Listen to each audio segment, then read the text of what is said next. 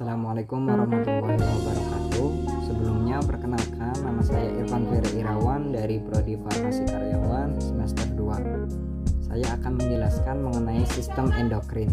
Sistem endokrin terdiri dari kelenjar yang tidak mempunyai saluran yang mengeluarkan hormon ke dalam aliran darah, hormon, substansi kimia yang dibuat dari asam amino dan kolesterol yang bekerja pada berbagai jaringan dan organ dan mempengaruhi aktivitas seluler.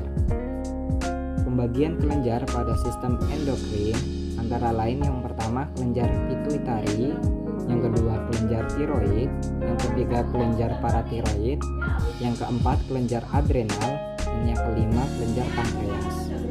Kelenjar pituitari atau thyroid stimulating hormone atau TSH merangsang pelepasan levotiroksin dan triiodothyronin dan kelenjar tiroid. Hipersekresi TSH menyebabkan hipertiroidisme. Hiposekresi TSH menyebabkan hipotiroidisme. Adrenocorticotropic hormone atau ACTH merangsang pelepasan glukokortikoid atau kortisol. Yang kedua mineralokortikoid atau aldosteron, dan yang ketiga androgen. Peningkatan serum kortisol dari korteks adrenal penghambat pelepasan ACTH di hipofisis. Growth hormone atau hormon pertumbuhan, somatotropik hormone, bekerja pada semua jaringan tubuh terutama pada tulang dan otot-otot skeletal atau otot rangka. Jumlah diatur oleh growth hormone, releasing hormone, dan growth hormone inhibiting hormone. Gonadotropik hormone mengatur sekresi hormon dari ovarium dan testis, yaitu yang pertama follicle stimulating hormone mempercepat pematangan folikel ovarium dan mengaktifkan produksi sperma di testis. Yang kedua luteinizing hormone bergabung dengan FSH bekerja dalam pematangan dan produksi estrogen dan mempercepat sekresi androgen dari testis. Yang ketiga prolaktin merangsang pembentukan susu dalam jaringan payudara sesudah melahirkan. Kelenjar tiroid mensekresi tiroksin dan triiodothyronin, mempengaruhi hampir semua jaringan dan organ dengan mengendalikan aktivitas laju atau tingkat metabolisme yang menyebabkan peningkatan curah jantung, pemakaian oksigen, penggunaan karbohidrat, sintesa protein, dan memecah lemak atau lipolisis, mengatur suhu tubuh dan siklus menstruasi. Kelenjar paratiroid mensekresi dua pasang hormon. Yang pertama parahormon atau hormon paratiroid mengatur kadar kalsium di dalam darah. Yang kedua kalsitonin menghambat reabsorpsi kalsium oleh tulang dan meningkatkan ekskresi kalsium dari ginjal. Kalsitonin menghambat kerja PTH. Kelenjar adrenal terletak di puncak ginjal, terdiri dari dua bagian medula adrenal dan korteks adrenal. Medula adrenal melepas yang pertama epinefrin, katekolamin, yang kedua norepinefrin. Yang kedua, korteks adrenal melepaskan glukokortikoid atau kortikosteroid, mineralokortikoid. Pankreas. Bagian endokrin pankreas memiliki pembagian sel yang disebut pulau-pulau Langerhans. Yang pertama, sel alfa memproduksi glukagon yang memecah glikogen menjadi glukosa di hati. Yang kedua, sel beta memproduksi insulin yang mengatur metabolisme glukosa. Pengobatannya, obat-obat sistem endokrin memiliki sifat perangsang atau penghambat aktivitas kelenjar. Adrenocorticotropic hormone ACTH yang disebut kortikotropin. Kortikotropin merupakan larutan ACTH murni dalam gelatin untuk suntikan intramuskular atau subkutan. Dipakai untuk yang pertama mendiagnosis gangguan kelenjar adrenal, yang kedua mengobati insufisiensi kelenjar adrenal, dan yang ketiga sebagai antiinflamasi dalam mengobati suatu respon. Cara kerjanya merangsang kelenjar adrenal untuk mensekresikan kortikosteroid. Waktu parah 15-20 menit. Kortikostropin menekan respon imun dan inflamasi. Efek sampingnya mengakibatkan peningkatan sekresi hormon kortikas adrenal, reaksi hipersensitivitas, alkalosis hipokalamik. Interaksi obatnya timbul keracunan digitalis, diuretik, dan penisilin menyebabkan hipokalemia. Rifampin dan barbiturat mengurangi efek ACTH. Yang sesuai di tabel obat dosis pemakaian yang tertera di tabel: kortikotropin atau Actar atau intramuskular 4 kali sehari 20, intravena 10 sampai 20 dalam 500 ml 3 kali sehari. Defisiensi ACTH, pemberian intravenal untuk pemeriksaan diagnostik dan penggantian hormon. Thyroid stimulating hormone atau TSH dan kelenjar tiroid. Indikasi utama preparat hormon tiroid adalah: yang pertama, terapi pengganti digunakan untuk penderita hipotiroid yang memungkinkan disebabkan oleh gangguan kelenjar tiroid. Penyebab primer atau menurunnya sekresi TSH. Penyebab sekunder terapi dan radioiodin. Lipedema, hipotiroidisme yang berat, hipotiroksin, dan diotrin meningkatkan tingkat metabolisme. Interaksi obatnya meningkatkan efek antikoagulan, menurunkan efek digitalis. Yang kedua, antitiroid, penghambat sintesis hormon tiroid pada kasus hipertiroid. Bermanfaat untuk hipertiroidisme yang disertai dengan pembesaran kelenjar tiroid. Penyakit Graves atau tirotoksikosis. Hipertiroidisme yang paling sering terjadi karena hiperfungsi kelenjar tiroid. Operasi pengangkatan dan terapi yodium radioaktif. Interaksinya menurunkan efek insulin dan antidiabetik oral. Digoxin meningkatkan efek tiroid. Yang pada tabel di sini, obat hipertiroid titropin atau titopat, dosisnya intramuskular itu 4 kali sehari 10 selama 1 sampai 3 hari. Liotrinon yang oralnya itu 25 sampai 70 mcg dan seterusnya.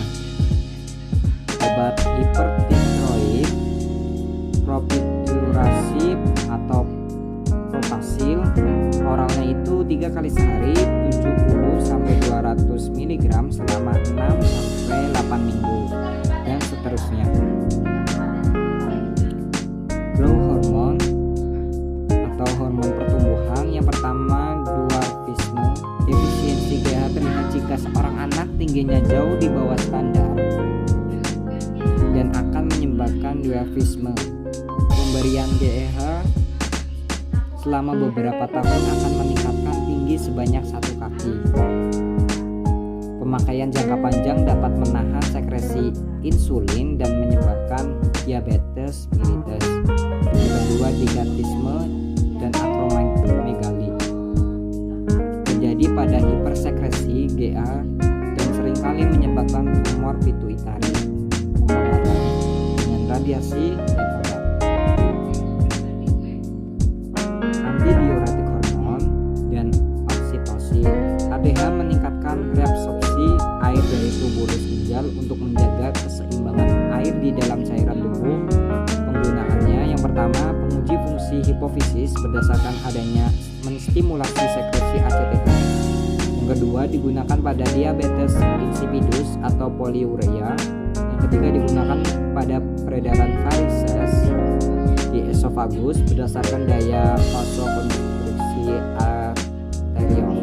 Efek sampingnya muka pucat, tekanan darah naik, bronkokonstriksi, kejang lambung, usus, dan uterus. Pengobatannya vasopressin atau pitresin.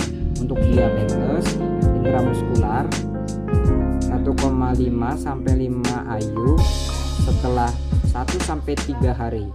Varises intramuskular 0,2 sampai 0,6 IU per menit selama 24 jam. Kelenjar paratiroid penurun kalsium merangsang pelepasan PTH. PTH mengobati hipoparatiroidisme atau hipokalasmia. Penggantian PTH dapat membantu untuk memperbaiki kekurangan kalsium. Kalsitonin mengobati hiperparatiroidisme yang disebabkan oleh keganasan kelenjar paratiroid, kanker paru-paru, hipertiroidisme. Yang pada tabel obat dosis penggunaan. Hipoparatiroidisme pengobatannya calcifedrol atau calderol.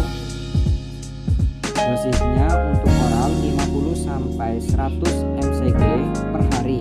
Penggunaannya untuk penyakit tulang akibat ginjal kronik dan dialisis ginjal. Calcitriol atau Rocaltrol, dosisnya oral itu 0,25 mcg per hari. Untuk kegunaannya untuk hipoparathyroidisme dan ginjal kronik dan seterusnya. Kelenjar adrenal yang pertama, glukokortikoid. Obat-obat glukokortikoid disebut kortison. Efek glukokortikoid yang pertama, antiinflamasi atau peradangan, multiplex sklerosis, artritis reumatoid, peradangan pembuluh darah. Yang kedua, anti alergi, asma, reaksi obat, dermatitis, dan anafilaksis. Yang ketiga, anti stres, mengurangi kecemasan dan menstabilkan kekecewaan emosional. Efek sampingnya, peningkatan gula darah, deposit lemak yang abnormal di wajah dan tubuh, hipertensi, tukar peptik, dan retensi pertumbuhan. Interaksi obat meningkatkan potensi aspirin, diuretik, menurunkan efek antikoagulan dan antidiabetik oral, antacid, rifampin, bariturat, mengurangi kerja obat ini. Yang kedua, mineralokortikoid. Hormon-hormon ini mempertahankan keseimbangan cairan dengan peningkatan penyerapan natrium dan dari tubulus ginjal. Efek hipokalemia akibat kehilangan kalium dengan kemih dan edema serta berat badan meningkat karena retensi garam dan air. Resikonya hipertensi dan gagal jantung. Pilihan obatnya aldosteron, deoksikosteron atau kortisol. Tabel-tabel obat dosis kegunaan betametason, celeston, oralnya itu 0,6 sampai 7,2 mg per hari. Gunaannya antiinflamasi steroid kuat. Dexamethasone oralnya itu 0,25 sampai 4 mg 2 sampai 4 kali sehari. Kegunaannya obat antiinflamasi steroid kuat untuk gangguan alergi akut, asma, shock, depresi. Metilprednisolon dosis oralnya itu 4 sampai 48 mg per hari dalam dosis terbagi 4. Kegunaannya antiinflamasi. Hidrokortison untuk oralnya 20 sampai 240 mg per hari dalam dosis terbagi 2 sampai 4 kali. Kegunaannya untuk insufiensi dan inflamasi adrenokortikal. Prednisolon dosisnya untuk oral 2,5 sampai 15 mg 2 sampai 4 kali sehari. Kegunaannya antiinflamasi. Untuk intravena 2 sampai 30 mg setiap 12 jam. Diabetes mellitus, suatu penyakit kronik yang terjadi akibat kekurangan metabolisme glukosa disebabkan oleh kurangnya sekresi insulin di sel-sel beta. Tipe diabetes mellitus yang pertama, insulin dependent diabetes mellitus. Terdapat deekstruksi dari sel beta pankreas, insulin tidak diproduksi. Yang kedua, non insulin dependent diabetes mellitus. Jumlah insulin yang diproduksi kurang. Insulin sendiri adalah suatu protein dan tidak dapat diberikan per oral karena sekresi gastrointestinal merusak susunan insulin, meningkatkan ambilan glukosa, asam amino dan asam lemak, dan mengubahnya menjadi bahan-bahan yang disimpan dalam sel-sel tubuh. Nilai glukosa darah normal itu 60 sampai 100 mg per dl. Ada 3 tipe insulin. Yang pertama insulin kerja singkat, disebut insulin reguler atau kristalin, dan merupakan larutan bening tanpa tambahan bahan untuk memperpanjang kerja insulin. Onset kerjanya setengah jam sampai 1 jam, puncak kerja 2 sampai 4 jam, lama kerjanya 6 sampai 8 jam.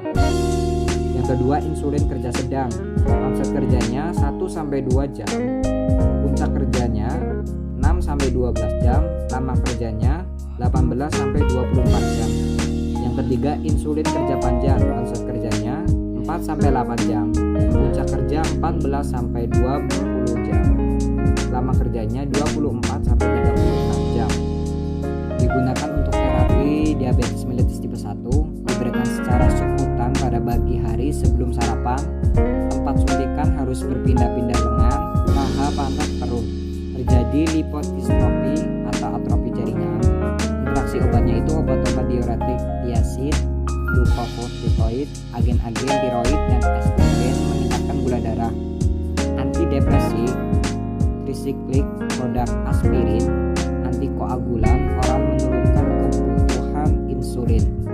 Efek samping hipoglikemik, jika insulin berlebih gejalanya itu cemas, gemetar, kulit dingin dan lembab, dan memberikan mengeluh sakit kepala. Yang kedua ketoasidosis, insulin tidak ada, gula tidak, di metabolisme lemak, pemakaian asam lemak bersifat lemak, ketoasidosis, antidiabetik oral, penderitaan NIDM, memiliki sedikit sekresi insulin di pankreas. Terapi NIDDM, diet gerak badan, berhenti merokok, dan antidiabetik oral. Antidiabetik oral merangsang sel-sel beta untuk mereksesikan lebih banyak insulin. Tujuan terapinya yaitu secara primer ditujukan pada pencegahan jangka pendek atau menormalkan secara sekunder pencegahan komplikasi penyakit. Sulfonylurea, golongan antidiabetik, efek samping antidiabetik oral, efek samping insulin, pemakaian tanpa makanan cukup, kecemasan, tremor, lemas. Reaksi yang merugikan itu anemia aplatis, trombositopenia. Antidiabetik oral kontraindikasinya pada IDDM, tidak ada sel-sel beta yang berfungsi, kehamilan, menyusui, selama stres, operasi, dan infeksi berat. Interaksi obatnya itu aspirin, antikoagulan, sulfonamid, dan NSAID. Meningkatkan kerja sulfonylurea, meningkatkan kerja diuretik, diasid, barbiturat. Pengobatan, dosis, dan lama kerja. Obatnya itu tolbutamid, dosis untuk oralnya 0,5 sampai 2 mg per hari dalam dosis terbagi 2 sampai 3. Lama kerjanya itu 6 sampai 12 jam. Acetohexamid untuk dosisnya itu 0,25 sampai 1,5 mg per dosis tunggal atau dosis terbagi 2. Lama kerjanya itu 10 sampai 24 jam. Chlorpropamid, dosisnya itu mula-mula 100 sampai 250 mg per hari, selanjutnya 100 sampai 500 mg per hari dalam dosis terbagi 2. Maksimalnya itu 750 mg per hari. Cara lama kerjanya itu sampai 60 jam. Glibenclamid, dosisnya itu mula-mula 2,5 sampai 5 mg per hari, bila perlu dinaikkan setiap minggu sampai maksimal 10 mg per hari dalam dosis terbagi 2. Lama kerjanya itu 10 sampai 24 jam. Metformin untuk dosisnya itu 3 kali sehari 500 mg atau 2 kali sehari 850 mg pada waktu makan, dapat dinaikkan dalam waktu 2 minggu sampai maksimal 3 hari 1 gram. Cara lama kerjanya itu 6